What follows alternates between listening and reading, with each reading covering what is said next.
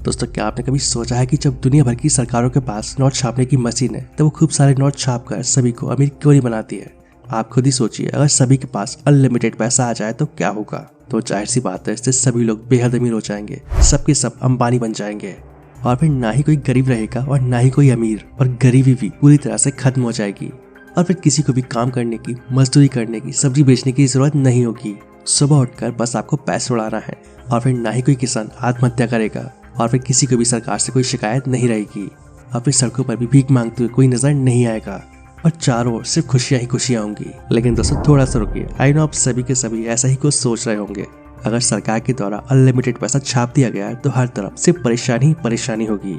आज इस वीडियो में हम इस सवाल से भी पर्दा उठाएंगे और साथ ही करेंसी के बारे में भी बताएंगे। किसी भी देश के उत्पादन करने की क्षमता, कितने गुड्स है उसके पास और उस देश की जनता कितनी सर्विसेज प्रोवाइड कर सकती है। सर्विसेज का मतलब है डॉक्टर कंसल्टेशन से लेकर ऑटो मैन्युफैक्चरिंग तक जितनी भी सर्विस है, और गुड्स का मतलब है दलहन तिलहन से लेकर गोल्ड तक जितनी भी चीजें हैं। उस देश के पास उतनी ही मुद्रा यानी कि करेंसी होनी चाहिए और यही करेंसी का फॉर्मूला है। किसी देश में प्रोड्यूस होने वाली गुड्स एंड सर्विसेज की कीमत इक्वल टू उस देश की प्रेजेंट करेंसी। इसे अगर आसान भाषा में समझा जाए तो देश अगर एक बड़ा मार्केट है और वहाँ पर एक लिमिटेड मात्रा में गुड्स यानी कि प्रोडक्ट्स हैं, तो उन गुड्स यानी कि प्रोडक्ट्स को खरीदने और बेचने में जिन टोकन का इस्तेमाल किया जाता है उसे ही करेंसी कहा जाता है। अगर इन करेंसी की संख्या को बढ़ा दिया जाए यानी कि खूब सारे नोट छाप दिए जाएं, तब भी उस देश में प्रोडक्ट्स यानी कि गुड्स की संख्या उतनी ही रहेगी। मतलब ऐसा करने से पैसा तो ज्यादा होगा लेकिन गुड्स या प्रोडक्ट्स नहीं, वो तो उतने ही रहेंगे। चलिए अब आपको इसे एक एग्जाम्पल के जरिए समझाते हैं। मान लीजिए किसी देश में 10 लोग रहते हैं और सभी के पास 100 रुपए है और उस देश में 100 किलो चावल पैदा होता है। तो अब उस चावल की कीमत कितनी होगी? 100 गुणा 10 इक्वल टू 1000। ऐसे ही मान लेते हैं कि उस देश के पास नोट छापने की मशीन है और उन्होंने खूब सारे नोट छापे हैं और सभी में बांट दिए हैं और अब सभी के पास 100 की जगह हजार रुपए है। तो अब आप खुद ही सोचिए, उस 100 किलो चावल की कीमत अब कितनी होगी?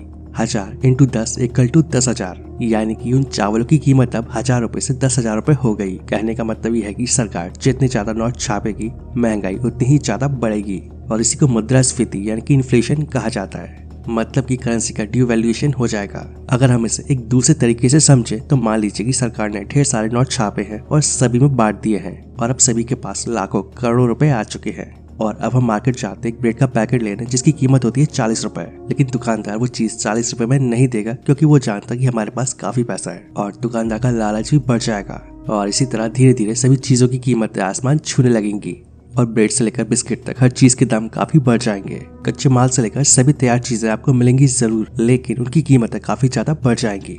दोस्तों, इस बारे में सब कुछ जानते हुए भी दुनिया के 2 देश ये गलती कर चुके हैं। इन्होंने जरूरत से ज्यादा पैसा छापा था ये सोचकर कि इससे गरीबी मिटाई जा सकती है। इनमें से एक देश है जिम्बाब्वे। आज से कई सालों पहले जिम्बाब्वे ने ये गलती की थी और ढेर सारी करेंसीज छाप ली थी और इसका रिजल्ट ये हुआ कि वहाँ की करेंसी का डिवैल्यूएशन हो गया और जिसके बाद लोगों को अपनी जरूरत की चीजें खरीदने के लिए भी, जैसे कि ब्रेड और अंडे, जिसके लिए भी बैग भर के पैसे देने पड़ रहे थे। ज्यादा करेंसी छापने की वजह से वहाँ की करेंसी का डिवैल्यूएशन हो गया था और ये इतना ज्यादा हो चुका था कि एक US डॉलर की कीमत 25 मिलियन जिम्बाब्वे डॉलर के बराबर हो गई थी और हिस्ट्री में से जिम्बाब्वे की अति मुद्रास्फीति के नाम से जाना जाता है। और दूसरा देश है जर्मनी। फर्स्ट वर्ल्ड वॉर के बाद जर्मनी की इकोनॉमी पूरी तरह से चरमरा गई थी और युद्ध की जरूरतें पूरी करने के लिए जर्मनी ने काफी सारे देशों से कर्ज भी लिया था, लेकिन युद्ध में हारने की वजह से वो ये कर्ज नहीं चुका पाए।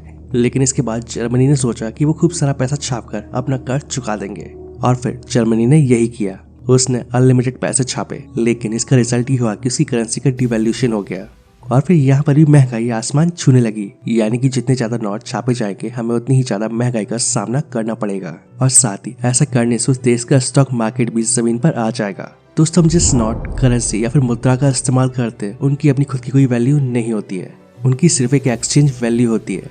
कौन से सामान के बदले आप कौन सा या कितने का नोट देते हैं और यही वजह है कि इसे लीगल टेंडर भी कहा जाता है। दोस्तों, किसी भी देश में कितनी करेंसी प्रिंट करनी है, छापनी है, ये उस देश का सेंट्रल बैंक, उस देश की विकास दर और GDP, इस तरह की कई बातों को ध्यान में रखते हुए तय किया जाता है। यानी कि दे दनादन अनलिमिटेड पैसा नहीं छापा जा सकता है। दोस्तों, हमारे देश भारत में RBI तय करता है कि कब कितनी करेंसी छापनी है। चलिए आपको बताते कि पैसे कहाँ छपते हैं। इन्हें छापने में जिस कागज यानी कि पेपर का इस्तेमाल होता है वो कहाँ से आता है और ये पैसा कहाँ और कैसे छपता है। दोस्तों बहुत ही कम लोगों को पता है कि हमारे देश में पैसा कहाँ और कैसे बनता है। चलिए पहले जानते हैं कि करेंसी का पेपर कहाँ तैयार किया जाता है। पैसे का पेपर ज्यादातर दुनिया के 4 देशों में तैयार होता है, क्योंकि इन देशों में पेपर बनाने की आधुनिक मशीनें मौजूद है। और इन देशों में अमेरिका का बोटल, फ्रांस का आर्जोवेगिस, स्वीडन और लुसेटल पेपर फैब्रिक। हमारे देश में पैसा बनाने की मशीनें कहाँ हैं? तो आपको बता दूं कि हमारे देश में पैसा छापने की मशीन मध्य प्रदेश के देवास, मैसूर, सालबोनी और नासिक में है। देवास में नोट की स्याही 10, 50 और 500 के नोट छापे जाते हैं, जबकि मैसूर में 2000 के नोट छापे जाते हैं। और बता दूं कि देवास में एक साल में 265 करोड़ नोट छापे जाते हैं। इसके अलावा हमारे देश में एक पेपर मिल, 4 बैंक नोट प्रेस और 4 टकसाल मिल है। ये टकसाल मिल देश के 4 शहरों में, जिनमें मुंबई, हैदराबाद, कोलकाता और नोएडा शामिल हैं। नोट छपाई का पेपर होशंगाबाद में उपलब्ध रहता है और साथ ही ये पेपर विदेशों से भी इम्पोर्ट किया जाता है। और हमारे भारतीय रुपए में 3 जगह के पेपर का इस्तेमाल किया जाता है।